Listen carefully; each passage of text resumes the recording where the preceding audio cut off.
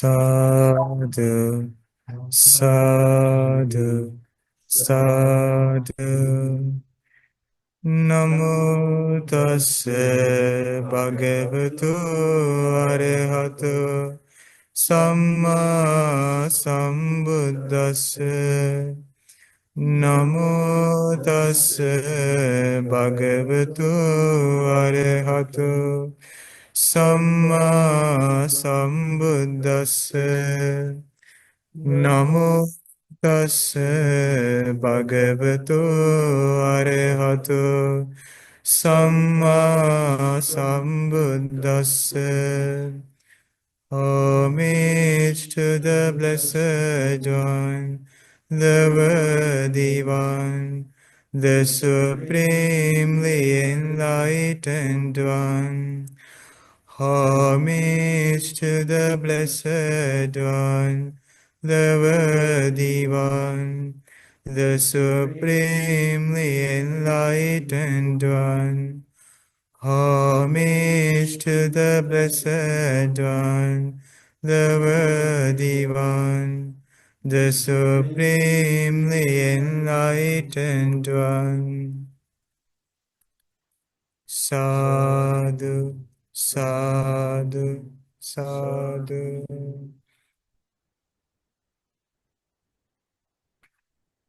Authorities. So this was a teaching given by our Supreme Buddha to the monks. Okay, those days the practitioners, especially the monks, were surrounded by the Buddha. So mostly Buddha lived with the monks. So when Buddha giving a teaching for the monks, it doesn't mean that for the lay devotees, laities, it doesn't make sense. It doesn't relate it.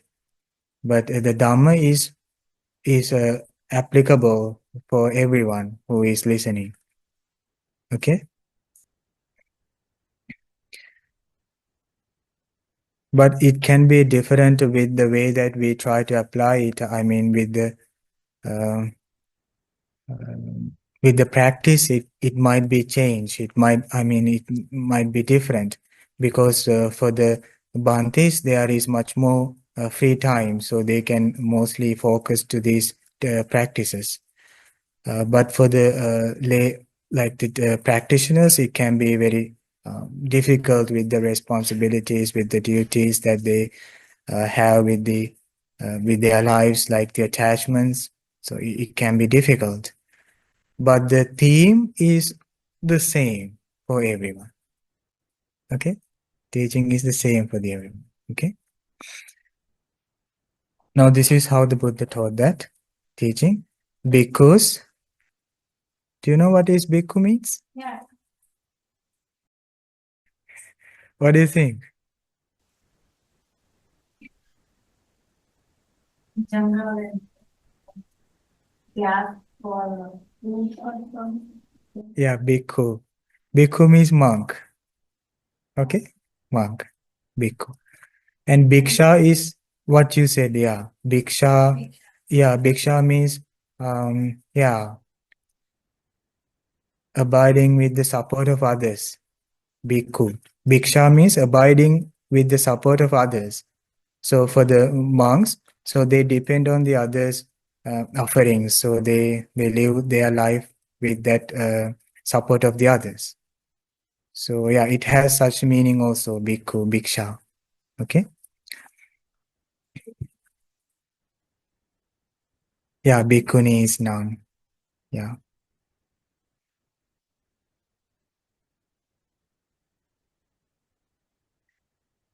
There are these three authorities. Okay? Buddha say, because there are these three authorities.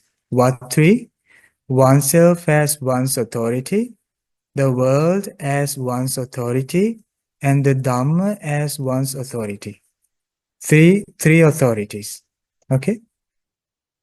What was the first one? Oneself as authority, the world as authority, and the Dhamma as one's authority.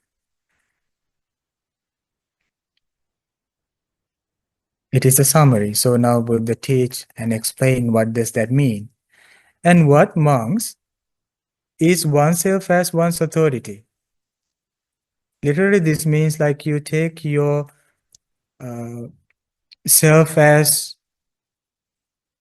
your authority. I mean, like, like the teaching tells, like we have learned that there is anatta in our lives, which means there is nothing in our control.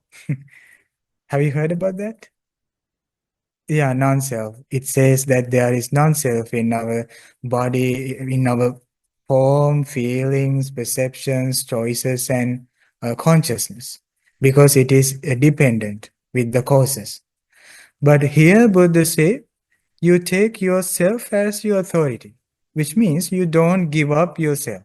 That's the literal, that's the meaning.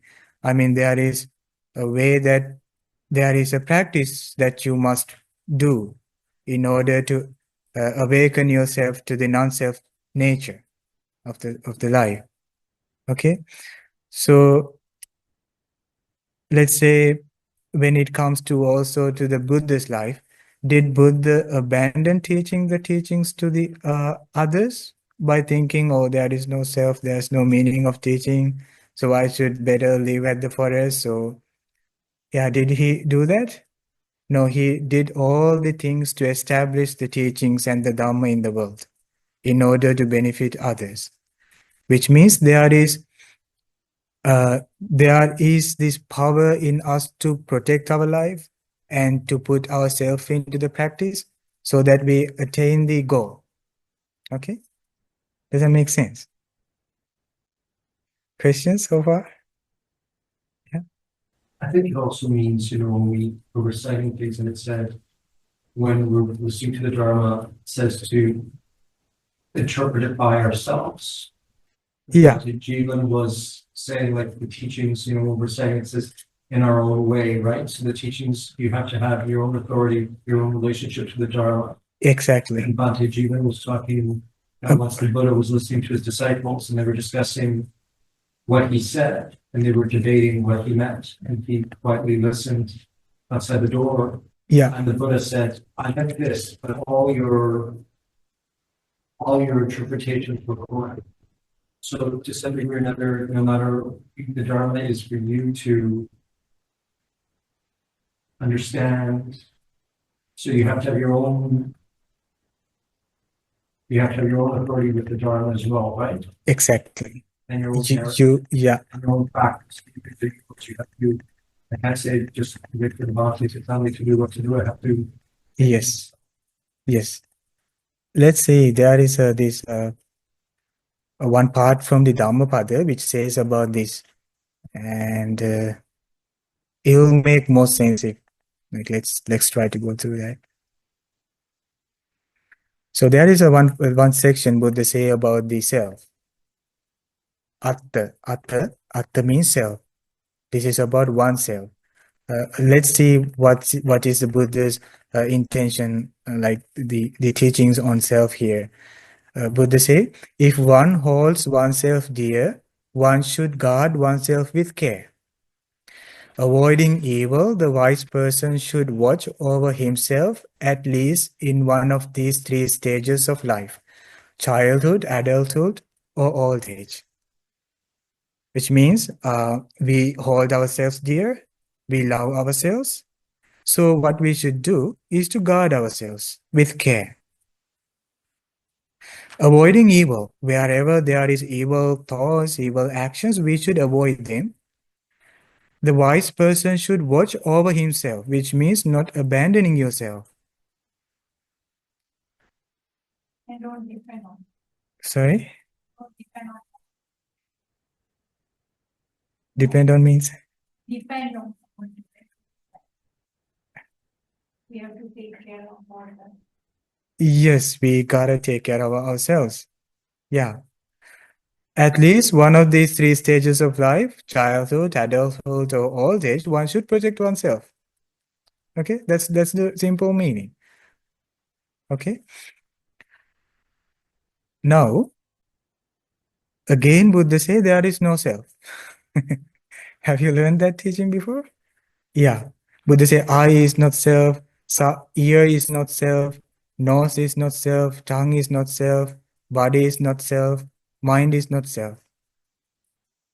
Which means Buddha say because these are impermanent, because these senses are keep on changing, we cannot compel them. May this not happen to me, like may my eye will never change. We cannot achieve that. We cannot take that. So in that respect, there is not self. But by understanding that concept, we don't give up ourselves. Oh, okay, so there's no self, so I'm gonna die one day. So why don't I go and jump off a cliff? Not like that. That is mostly how people try to understand it with the intellect, like without practicing. I remember one person I met here once I was in this monastery, like he said, like it's empty, like you don't have anything for yourself. Like it's not just mere words. Okay, it's not just mere words. I would say I will tell you like it's not self, your eye is not self, but you had to practice the Noble Eightfold Path in order to awaken yourself to the eye, so that it shows you, oh, this is non-self. It is not limited to a word. Okay. Now this theme, this topic here, when it says if one hold oneself dear, one should guard oneself with care, is that when they are living with the practice, they should protect themselves with from the evil things. You should not get anger, you should not get greed, you should not get delusion. You should watch for yourself because there's nobody else to watch you. You yourself should take this responsibility about this path and the practice. That's why he say even you are in childhood, adulthood, or old age, no matter. So you should watch yourself at least, which means at least you should wherever you found the Dhamma. Sometimes people found the Dhamma when they are in their adulthood, when they were in their old age. Sometimes there are some people they found in the Dhamma when they were in their young life. So what one should do is as soon as possible, one should take this responsibility about themselves and they should take their complete authority over their selves to protect them, protect their lives. Okay. I don't go all the Dhammapada verses. If you can, please remember this. Later you can study that part. So let's go to the sutta. Actually, what I wanted to do is to explain about this, the meaning behind this authority, the word authority. Okay. And what bhikkhus is oneself as one's authority. Now, this is how one practice this teaching. Here, having gone to the forest or to the root of a tree or to an empty heart, a bhikkhu reflects thus. This is how one take oneself as the authority. Okay. That person he or she goes to a foot of a tree or to an empty hut or to a forest or to a meditation hall, wherever which is peaceful, that you can do a free reflection. So you go to that place and he think like this. Okay. I did not go forth from the household life into homelessness for the sake of a robe, for the alms food, for lodging, or for the sake of becoming this or that. Let's try to understand what does that mean, this part. That person think like this. I did not go forth. What is going forth from household life to homelessness means? Go for monkhood. Yes. What is homelessness? What do we mean by homeless? If somebody is homeless, what does that mean? If you don't, that person doesn't have a home, there's no place for him to live. Actually, when we study, like when we talk about this word like home, there is many definitions for the home. Like it's not just four walls and with a roof. In here, at least I found out at least here, like people when they talk about the home, it's for them everything. Their family, their mom, dad, and children, and yeah, their love. So everything in the home, right? So when the Buddha, like in the Buddha's teachings, when the Buddha say when one goes to the home from household life to the homelessness, it simply means that they abandon the sense pleasures, which means technically, like when it comes to the household life, what we are mostly do is that we stimulate our senses. So we eat delicious food and we see beautiful sights and we listen to beautiful songs and sounds and we taste and we touch. And that's all about the whole household life. Like there is this indulge in sense pleasures. What we do in our household life is that we receive the sense pleasures. Okay. But that's also what make the person to get a sometimes restless mind, because this overstimulation of the sense pleasures, the mind becomes restless, and at some point they gotta let go their attachments that they had with the sense pleasures. So again, it brings a kind of a sadness.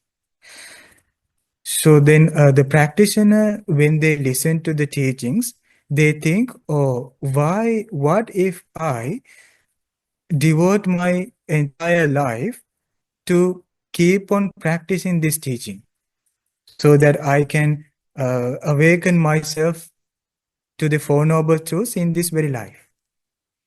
Because now when living in the household life, there is more distractions, right? There are more like difficulties, there can be like challenges in the household life with the engage in the society and looking after the like there are worldly concerns, right? So it is difficult to develop mindfulness sometimes. I mean, like you can meditate, you can practice mindfulness, but once you get that, so you might face into a kind of a attack from a sense pleasure, and then the peace of heart will be break. Does this make sense? Is this true? Yeah. So there can be some challenges for us. Then we gotta meditate again. So it's very difficult to keep the peace in mind when living in the household life. So that's why this person go to the homelessness. So in the Buddhist time, it's much more complex. No, it's much more like not like nowadays. Like we can talk with our family, even that we become a monk, we can talk with our mom and dad today in the modern time. But in the Buddhist time, when they left the household life, they don't find again. Where do they live? Sorry? They live to the forest, root of a tree, or to a empty hut. First, they go to the monastery and look the Buddha, and Buddha give the monk life. And then Buddha say, this is the teaching, work on yourself and go wherever there is free place without distractions and keep meditating. Okay?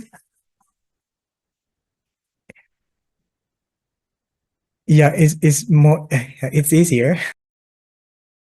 Okay. I did not go, now this person think like this. I did not go forth from household life into the homelessness for the sake of a robe. I didn't come to this monastic life to searching for a cloth.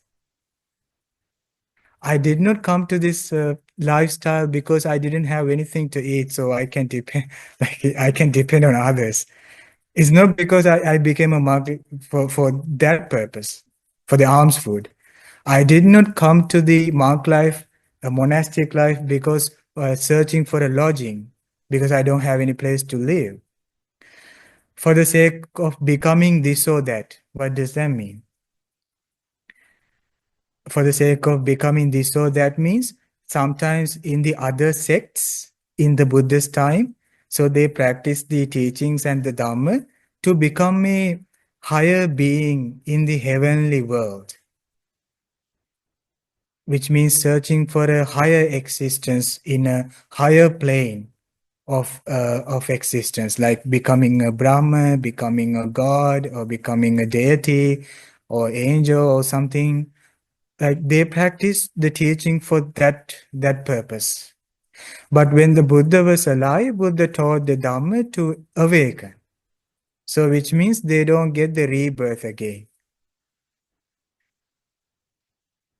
When a person being born in a higher realm, so it is not permanent there. So at some point they can fall down again to a lower realm because it's rebirth. So this monk thing, I don't want to go even to a higher heavenly realm. Why? Because my purpose is to awaken to this life in this very life with the teachings. Because when there is a Buddha in the world, it's the most rare opportunity for a person to be born, for a person to be awakened. Because as long as the Buddha around, so they have this opportunity to be awakened. Because even a person were to be born in a higher realm, so they have still to do the task to completely eradicate the suffering in the life. So then this person think, this monk think, I didn't want to become me this or that, which means for a higher heavenly being by practicing Dhamma. It is not my purpose that I came to the homelessness. Here the homelessness means the monastic life. So I didn't come to this homelessness by searching for a robe, for searching for a alms food, lodging, or to becoming this or that. So actually in the household life, what we normally do is to search for the clothes. Why we do our jobs and occupations? What is our goal? To find food, isn't it? Isn't that what we are searching for? Why do we work? We have hunger. We have our hunger, and we have a responsibility to provide with our children. We have love to the children, and we protect them. So we have that goal, and we work because we need like our food and our clothes. Robe means clothes, and to find a dwelling place. So those are our our goals in our household life, and also to live happily and with loving and caring. So when the monk enters to the monastic life, he doesn't have the same goal. He has a better, like a different goal to be awakened in this very life. So this monk think, but rather with the thought, I came with the thought, I am immersed in rebirth, in old age and death, in sorrow, lamentation, pain, dejection, anguish. I am immersed with that. No matter a person live in the household life or a monastic life, what that person has is they have rebirth, old age, death, sorrow, lamentation, pain, dejection, and anguish. So this person think that. Go to a peaceful place and sit down. As a meditation, this person reflect, oh, I didn't come to this place. I didn't come to this life because searching for the food, searching for the cloth, searching for a place to live. but I'm immersed in this all day sickness, death, suffering, lamentation, pain, anguish, and I'm immersed with that. Do we have these things? Do we have pain? Yeah. Do we have lamentation? Yes. I'm immersed in suffering, afflicted by suffering. Perhaps an ending of this entire mass of suffering can be discerned. That's the goal. So this person think, perhaps I will find some teaching that I can practice in order to let go this pain. What do you think? Practicing Dhamma, does that let go of a pain? Yes? It's a suffering though, because I think there's a difference from what I understand between pain and suffering. Yeah. Pain may be there. Yeah. And not suffering. Yeah. There could be challenged but not suffering anymore. It's the more, if I'm understanding, because I think sometimes we think and suffering means that there's no more challenges in life, no more illness in life, no more. I think those are still there. The suffering is the way that we are experiencing all of these things is what suffering is, right? Yeah, here the suffering stands for the old age, sickness, rebirth, sorrow, lamentation, like those types of. Ultimately, like no matter how, whichever the way that we live, there is this constant decaying of our bodies. There is this, in the meantime, we can be afflicted by some kind of a disease. So there is such things, rebirth and those stuffs. So yeah, they still have a there is still a question in us, like how can we let go all of this entire mass of suffering, no matter however the way a person lives. That's why it is called noble truth of suffering. Why it says noble truth of suffering? No matter how wealthy a person, no matter how famous the person, no matter how many possessions that the person has, no matter how many houses that person has. So at some point, let's say when they go to the heavenly mansions, there too, there is no matter how much they dwell with enjoying sense pleasures.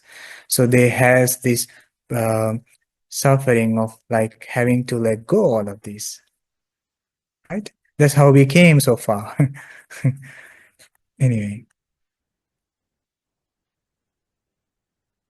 So this person think, this practitioner, the monk think, perhaps an ending of this suffering, entire mass of suffering can be discerned. Now that person think, as one who has gone forth from the household life into homelessness, it would not be proper for me to seek out sensual pleasures similar or to worse than those that I have discarded. So that monk, in the monk's perspective, so monk doesn't go and indulge in the sense pleasures, which brings him the block to develop mindfulness. Let's say the monk, well, when he living in the forest meditating, so when the sense pleasures come to the mind, when they remember about the sight, sound, smell, taste, touch, that they lived in while they were in their previous life, in their household life, that can bring a block to their mindfulness. So then this monk think, oh, if I were to indulge in that sense pleasures, if I search as a monk, if I search for the sense pleasures, and I only think about enjoying in the sense pleasures and stimulation of the senses that I have already discarded, it would not be proper for me. That's how this person think. Okay, this talks about the contentment. Let's look at this in a household perspective. So, can we always live stimulating all our senses with sense pleasures? I mean, like always? Buddha said this, it's your fortune, monks, that you escape from a place called a Chapasayatanика, hell, which means whatever the hell being see, hear, smell, taste, touch is very terrifying. It's very unpleasant. It's very dangerous. Like it brings very pain, so much suffering in that hell, whatever they see or hear. Okay? But they say it's your fortune that you escape from that in that very moment while Buddha was giving the teaching. And again, Buddha said, it's your fortune, monks, you escape from a heaven that whatever you see, whatever you hear, the smell, taste, and touch, they are very much pleasant, very attractive, very desirable. It brings so much craving when you live in that heavenly life, when you in that heaven. Whatever you hear, whatever you see, they are all very attractive. Buddha say it is your fortune, you escape from that. Why did he say like that? Let's suppose everything is attractive in the world. What will going to happen to our mind?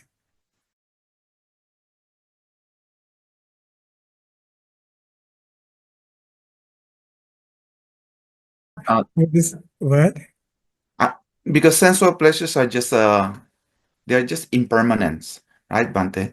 So it's just Yeah. it's not a spiritual happiness. Buddha say it is your fortune you escape from this hell and the heaven.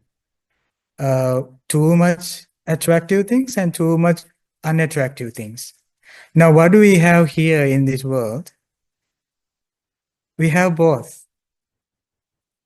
We see the people, they are at some point they are very attractive, they are very popular, and over time they change their appearance. Over time, the voice when they sing songs are very attractive, and with the time, they will fade. Like we will not see them anymore. So there are beautiful houses, but at some point the houses collapse. There are delicious food. At some point, the food is like changed. Over time, they will be rotten. So there is this change, right? But they say now it is your great opportunity. You born in the human life. You had the teachings. You can see this.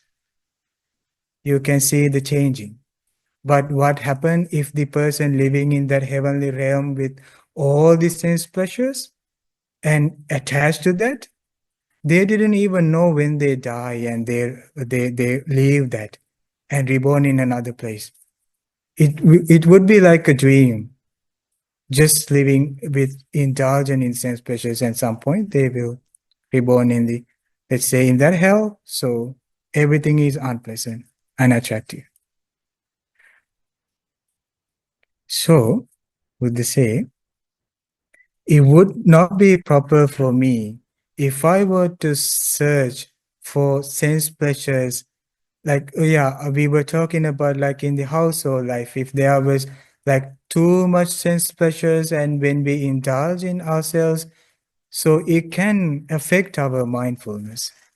Yeah, that's why sometimes there are people like go with some mental illnesses sometimes because of indulging sense pleasures. So it has such a power. So it can distract the mind. Okay? So then he then reflect us. He think, oh, I came to my monastic life because I wanted to, not because I wanted, not because I chose this as a way of life, because I wanted to practice the Dhamma in order to let go of my suffering, all the sickness and death. If I were to search for sense pleasures again, that's something I was already abandoned. So it is not proper for me.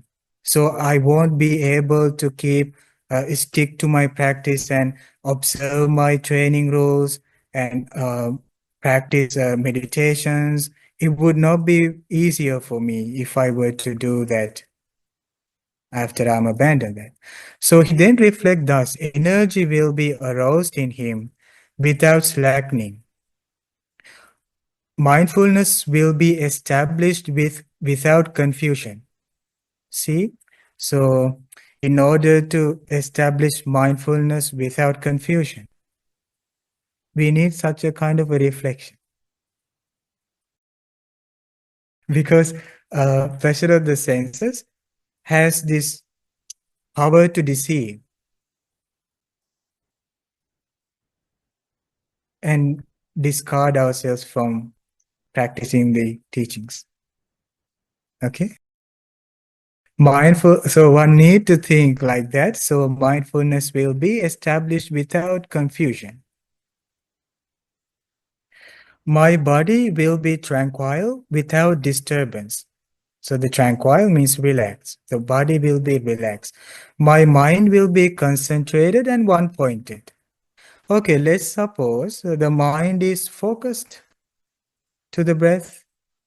Can you guess what will be the distraction for that one-pointedness? With your Dhamma knowledge, how do you see that? Let's say our mind is well focused to the breath. All we have is only the still mind with the breath. What would be the distraction? What will break that focus?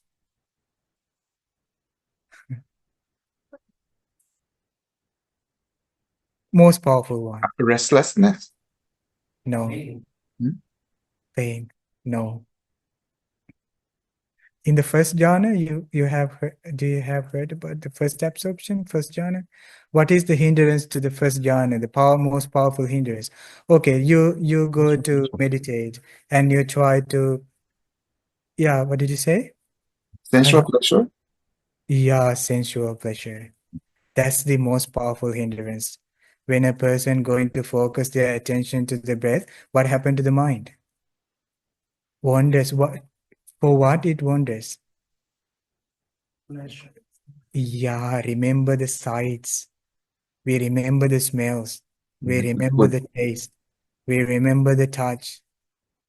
Whatever we had through our sense pleasures. That's what we remember.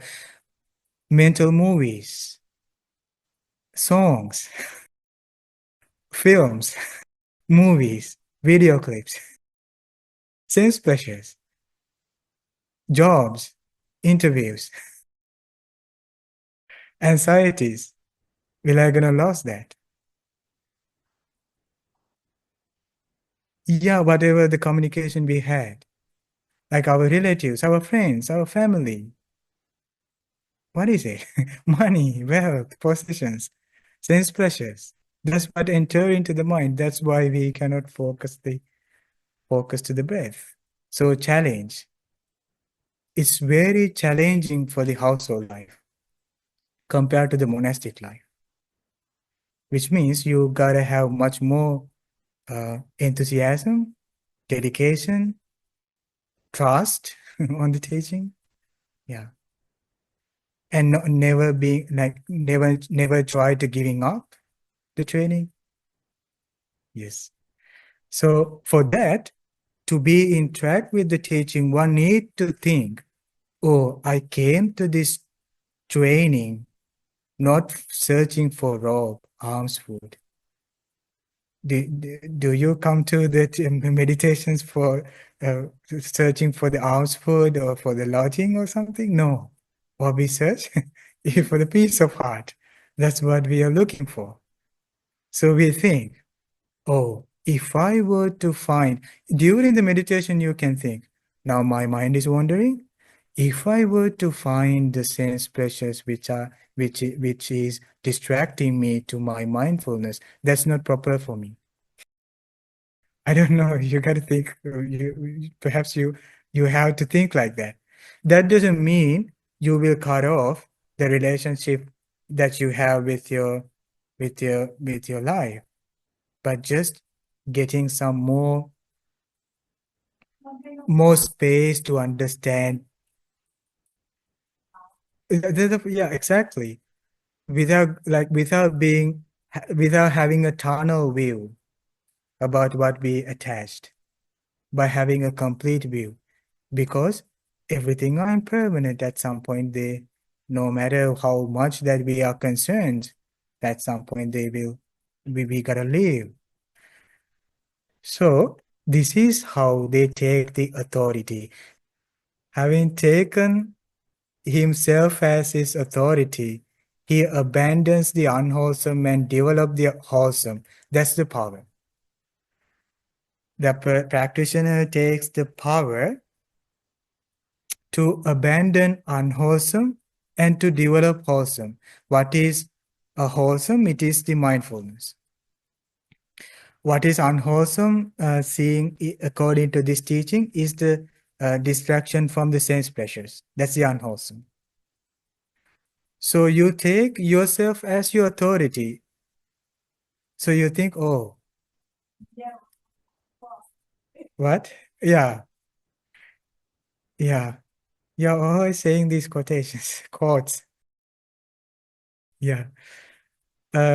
So we take ourselves as our authority because there's no one else to take that authority for ourselves. So yeah, we are living in the midst of these attachments, but we should not like let ourselves, like we should not abandon ourselves to the practice, because that's what takes you while you go. If you were to leave this world, what you take with you is what you have practiced, not what you have attached, but something what you have practiced. He abandons what is blameworthy and develops what is blameless. He maintains himself in purity. This is called oneself as one's authority. So, according to the enlightened beings, they say like even a king ruling the entire kingdom, even they have all the desirable things in that kingdom, they are not completely uh, satisfied with that what they have with the sense, like their authority, like their sense pleasures. So they normally see others' possessions with the greedy eyes. So that's how the enlightened beings say. So it is insatiable. Sense pleasures are insatiable. So even a person possesses entire country, so they see the others' possessions and make greed. So then the person think, I should abandon unwholesome and I should practice wholesome things. This is called oneself as one's authority. Okay. And the second one, and what monks is the world as one's authority. Here, having gone to the forest, to the foot of a tree, or to an empty hut, a monk reflects thus: I did not go forth from the household life into homelessness for the sake of a robe, just the same way that explained in the previous part, but rather with the thought, I am immersed in birth, old age, and death.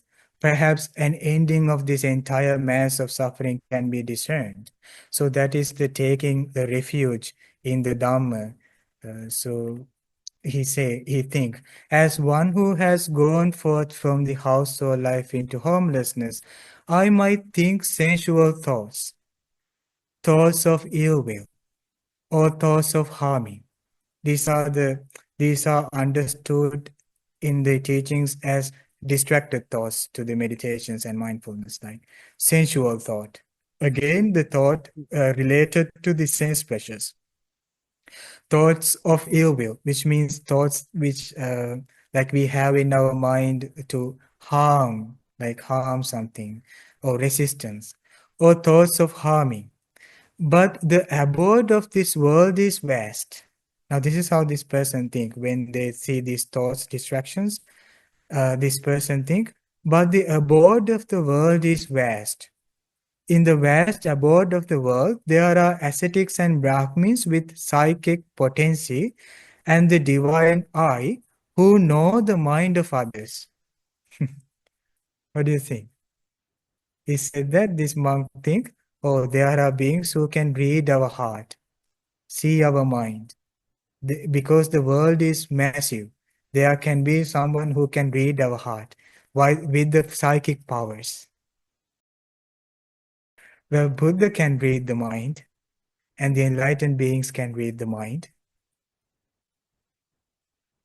So this monk think, the abode of the world is very vast. With the divine eye, there can be someone who can read my mind.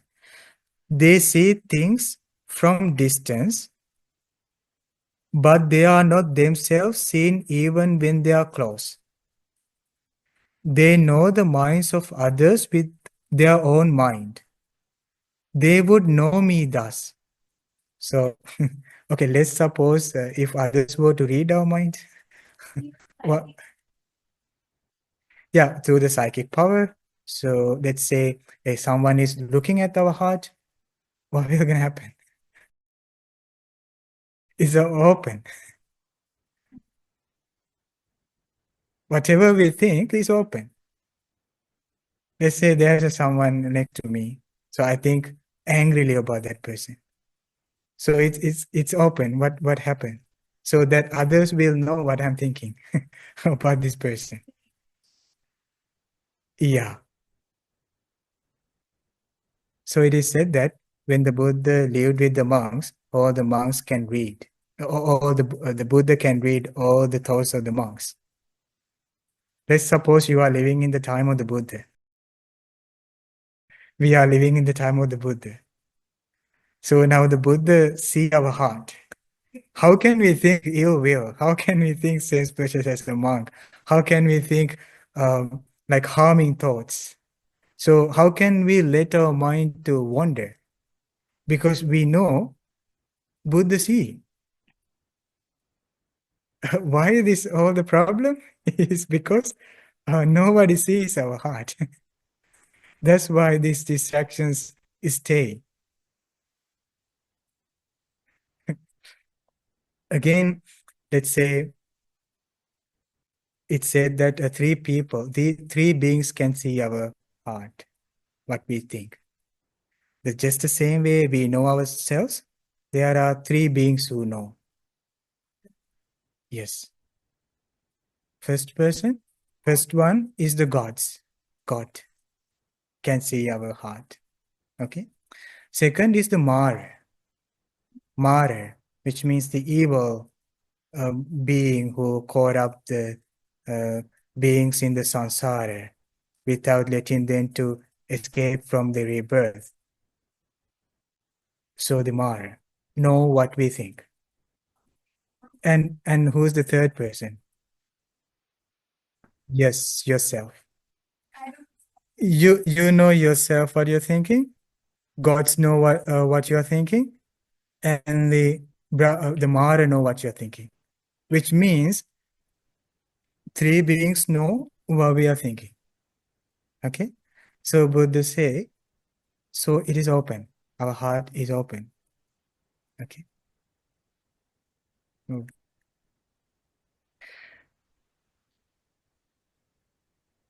So this monk think they see things from distance, but they are not themselves. Like they were in the close. Like let's say there is an enlightened being next to me that I'm a monk, so that I didn't know whether he can read my mind. So this monk think the people who can read our minds would think like this. Look at this clansman. Though he has gone forth from the house of life into homelessness out of faith, he is tarnished by bad, unwholesome states. There are deities too with psychic potency and the divine eye who know the minds of others. They see even from distance, but are not seen themselves even when close. They too know the minds of others with their own mind. They too would know me thus. Look at this clansman. Look at this practitioner. The deities think about us. Look at this practitioner. Though he has gone forth from household life into homelessness out of faith, he is tarnished by bad, unwholesome states. He then reflects, this monk reflects like that, and the energy will be aroused without slackening. Mindfulness will be established without confusion. The body will be tranquil without disturbance. My mind will be concentrated and one-pointed. So right after thinking like that, I'm open. There can be people, there can be beings who are seeing my heart. So it would not a good thing. So they would think about me that I'm thinking about the unskillful things. So right after thinking like that, the energy will be start in them. So they will do everything that they can in order to let go the angry thoughts, the distracted thoughts, because they see, oh, yes, the mind is visible for others. Even we don't have, like, we don't see the deities, we don't see the gods, we don't see the Maras, even that we don't see the enlightened beings today. But if we think like this, it helps. Normally today people say, I have seen like, once you use the technology, you are open. When you use the technology, others can see about you, right? So there can be someone who is looking at us, our activities with the technology. So the gods can see, and Mara can see, ourselves also see what we are thinking. Okay? Enlightened beings see, Buddhas see. When we think like that, it's very helpful. So I remember one of my elder Bhante said, now there is a Buddha statue. Think this is living Buddha. Now you are in your room. What if Buddha can see your heart, even though you are in room? You're trying to meditate. So what if the Buddha can read your mind? Nothing bad in our mind.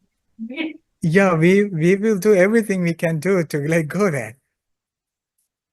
So the elder Bhante said to think, this is not the statue, this is living Buddha. And like my elder Bhante said, to think that is the Sariputta, living Sariputta Bhante. That is the living Moggallana Bhante. Bodhi tree is the living Buddha. Think like that. Again, think there is this elder Bhante next to me.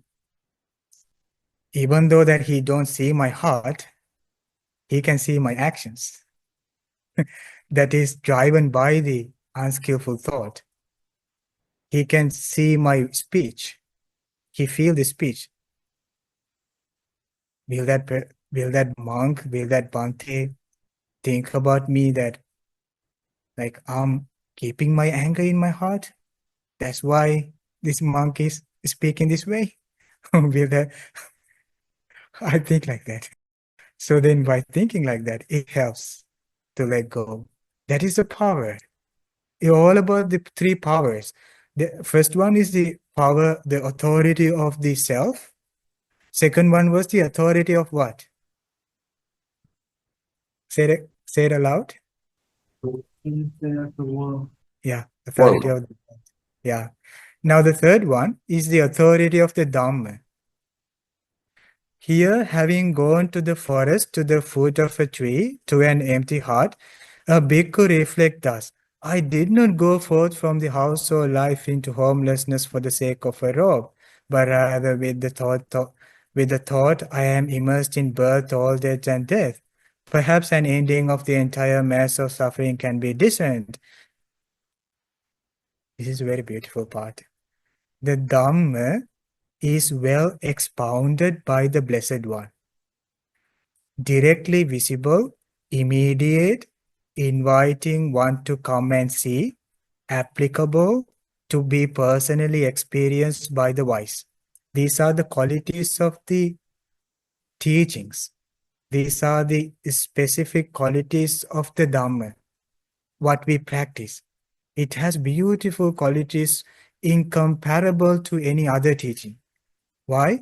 Because the Dhamma is directly expounded by the Buddha. It is directly visible, which means you practice meditation, loving kindness, you see the results in this life. You don't need to wait for the next life to see the results of the loving kindness. Immediate. Inviting one to come and see. We can say, anyone, please come and practice this and apply this to you and see the results. So that is such a valuable teaching, that's such a valuable Dhamma. And to be personally experienced by the wise, which means it depends with the person who practice according to their wiseness, personally, the way that they personally experience. So it can be depend. So this person think the qualities, these beautiful qualities of the Dhamma. Then he think, oh, I'm practicing such a beautiful Dhamma. Do I need to think about anger and waste my time when I have this great opportunity to practice this beautiful teaching? Do I need to let go this opportunity to think about the loving kindness when I have this Dhamma? Do I need to let go that loving kindness meditation? Do I need anger? So they think according to the Dhamma. They take the Dhamma as the authority.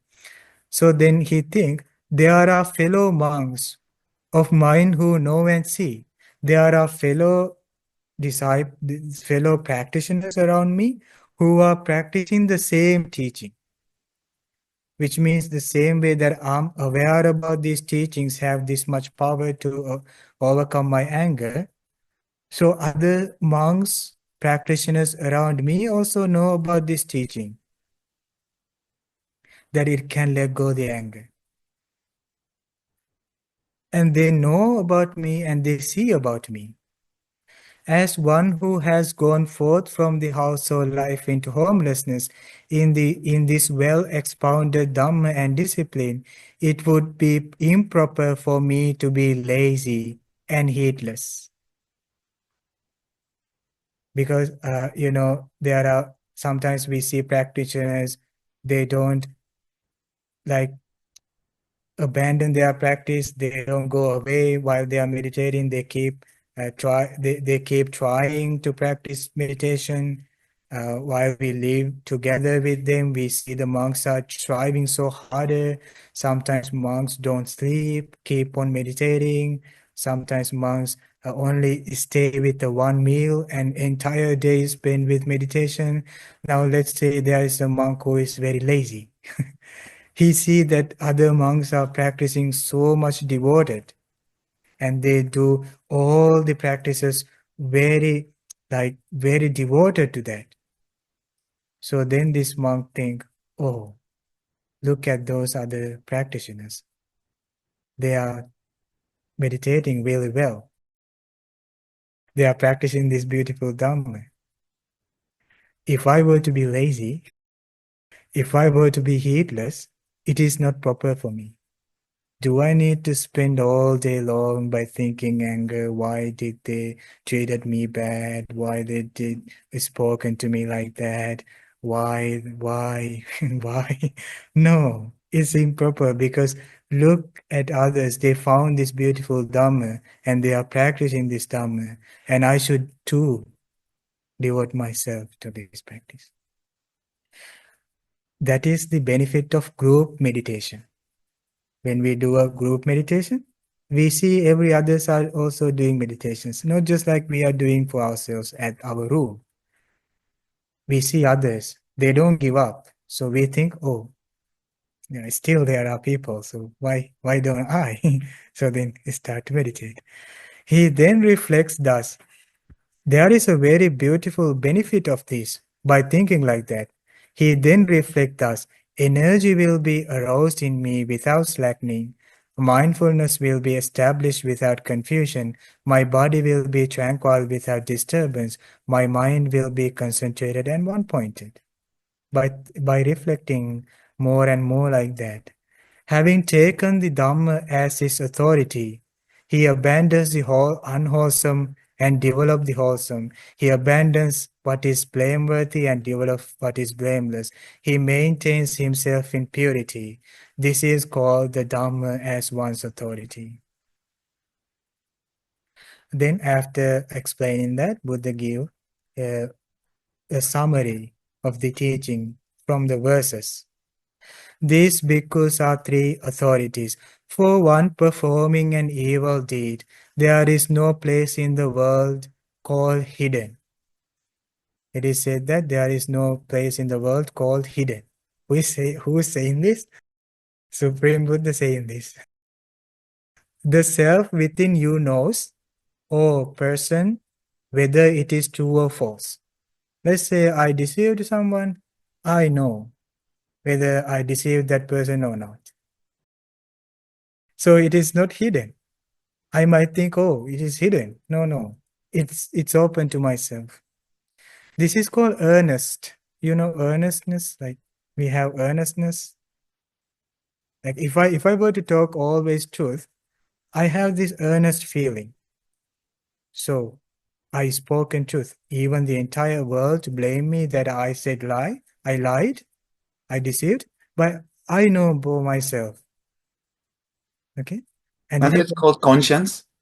yeah, yeah. Conscience. Right? Conscience, right? Conscience. Yes. Okay. So it is said that in the hell, there's a one hell realm. Like there is a person called Yama, the king Yama. He's talking with us when we go to the hell with our that earnestness, which means we cannot hide that. The king Yama asked, you had this action in your previous life that led you to come to this place. Do you see that? So the King Yama asked, we cannot say, no, I cannot see that. Why? Because it's there, because we are talking earnestly in that consciously in that moment with that king. It is said that the king tried to release us from that hell. That's why that king was there, to help us to release. Indeed, sir, you the witness, despise your good self. You conceal the evil self existing within yourself. The Devas and the Tathagatas, this word Tathagata means the Buddha, see the fool acting unrighteously in the world. It is said that, let's say we were to meet the next Buddha can read about what we thought in this life. Or in that life, in that moment, this person thought like that. The Buddha can read. Therefore, one should fare mindfully, taking oneself as authority. So, should we give up ourselves as authority? What do you think? No. Should we think about the unskillful thoughts? No. Alert and meditative, taking the world as authority, and fare in accordance with the Dhamma, taking the Dhamma as authority, truly exerting himself, a sage does not decline. It's said that over time we are declining with our ethics. But it is said that when a person keep meditating and thinking like these authorities, they can have a very good success in their lives. Okay. Having vanquished Mara, again this word Mara. Mara means the wicked one, the person who caught up the beings in the samsara. Having vanquished, which means that they destroy that power, that the ability to controlled by the Mara, and overcome the end maker. And the striver has finished the birth. Such a sage, a wise, a world knower, identifies with nothing at all. So that person is called the sage, wise, a world knower.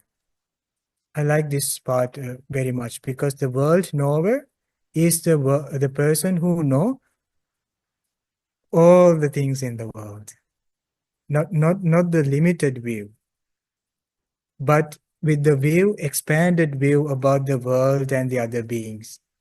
And there can be a heavenly beings, there can be Mara. So that's how Buddha say he's a world knower. There can be enlightened beings. There can be such a vast area of the world. So identify is nothing at all. Okay, friends. Yeah. What is the first authority? Oneself as authority. What is the second one? World. The world. The world. Yeah.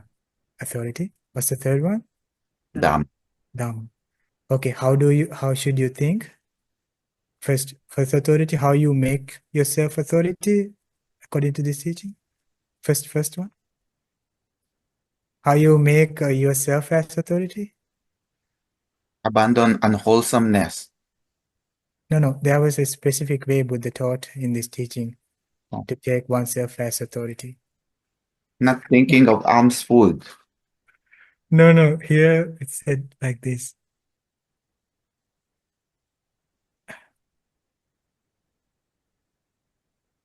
I'm suffering.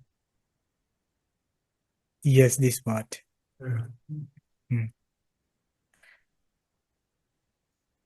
As one who has gone forth from the household life into homelessness, it would not be proper for me to seek outsensed pleasures similar to or worse than those that I have discarded. Whenever mind wanders, we think, oh, I came to meditate. I should not let my mind to wander to the sense pleasures, to search for that. That's taking yourself as your authority.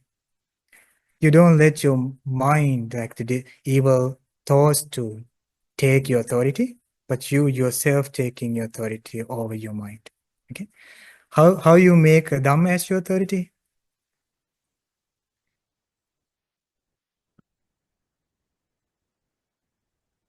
What?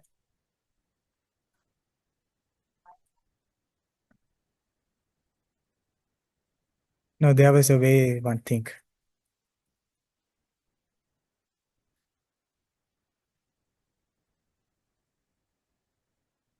How that person think?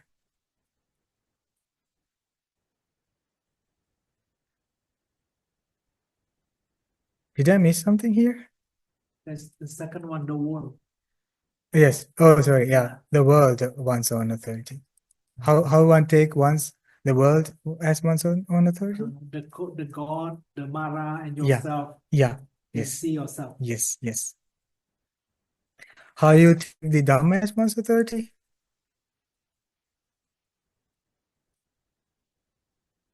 Are you reading this one? No, I'm talking in your memory. Some according to this studies we had. As Dhamma is well expounded by Buddha himself, so visible, immediate, inviting one to come and see, applicable, Yeah. experienced by the wise. Yes. So what will be the outcome when we take these three authorities? What will happen? When you reflect that, what will happen to you? Abandon the unwholesome. Abandon unwholesome and develop wholesome. Abandons blameworthy and develop what is blameless. He maintains himself in purity. This is called, yeah. It was there for all the three authorities. Yeah, you will purify your mind when you think like that. Yes. Okay. Sadhu.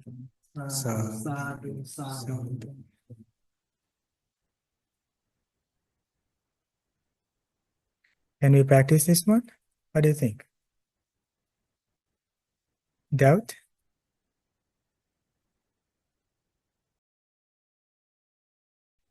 Sorry.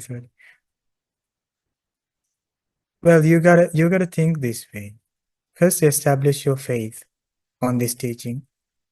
After doing this way, I can abandon unskillful things and develop the skillful things. First, you should have the faith, and then you start practicing. Okay. Let's share our merits with all the devas. May all the devas rejoice in our merits by the power of this merit. May they be able to attain the peace of mind. Sadhu, sadhu, sadhu. And may all the departed relatives rejoice in our merits by the power of this merit. May they soon attain Nibbana. Sadhu, sadhu. Next, let's share merits with our teacher Bhante and all the other Bhantes.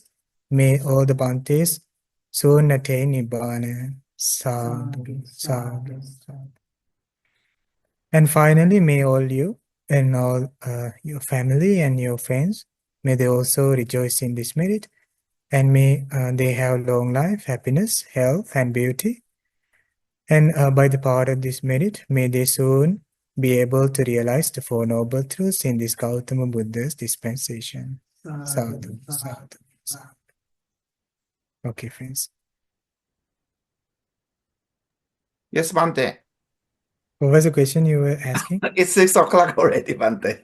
Oh, okay, very good. Yeah. No, but it's just easy. I'm just saying that the first one, the oneself. So understand the main reason going to homelessness should be to abandon sensual pleasures, okay, and others. But of course, Bante, there's also necessities, right? So meaning to say, the oneself, the self also needs nutrition. Okay, we need nourishment, food. Even though, let's say, he goes to the forest to do to practice, also need nutrition, food, medicine. So should it be equal, or which one is higher, more important? More important is mindfulness. Mindfulness. Oh, okay. But then if the stomach is is empty, could be difficult to practice meditation further, Bante. Okay, let's say we feed our body all the things, necessary things, and we look after everything, we're so much concerned. Well, we need that health, but being so much concerned about the body Mhm. will distract our mindfulness and our practice. Mhm.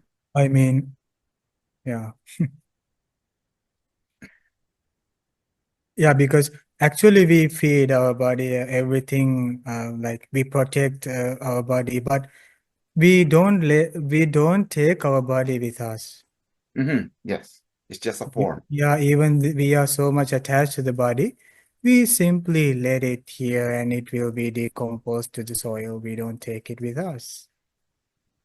And the people here will decorate the body with the flowers and put the lights, and they sing songs and prayers.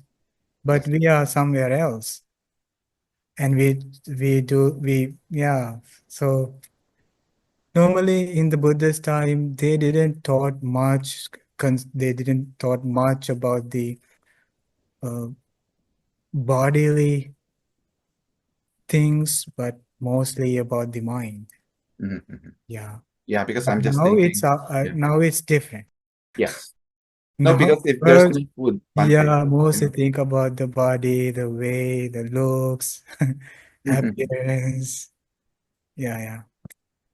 The more that we take the body as like the most valuable and most important, the mind become more and like more and more distracted. Yes. Yes, Thank you, Bante. Sadhu, sadhu. because it brings lust. Yeah, the more lust we get, the more distracted mind becomes. Yeah. Okay. Okay, friends, you can share the merits. Okasa Wandami Bante. Supateva. Maya Katang Punya Samina Anumodita Bang. Sadhu sadhu anumodami. Samina Katang Punya Mayhang Data Bang. Sadhu anumodite. Sadu Sadu Anumodami. Okasa Dwartena Katang Sabang Acayang Kamatame Bante. Kamami kamitabam. Okasa Kamami Bante. Supateva niduteva anirudeva. Bante. Tapi Okasa May you be well and happy. May you soon attain the peace of mind. Sadhu, sadhu, sadhu. Terus sarana Swaminathan. Peruan saranai, Namo Buddhaya. Thank Thank you, Bante. Namo Buddhaya, you're welcome. Nama Buddhaya Sarana, sir. Peruan Saranay. Thank you, Bante. You're welcome, Harry. Peruan saranai. Thank you, Bante. You're welcome.